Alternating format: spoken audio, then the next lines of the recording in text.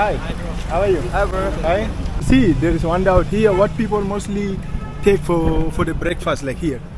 Ask Khasi people what breakfast they eat the most. Eat the most like jado. Jado, Yeah. rice. You like jado? Yes, I ate jado. Yeah.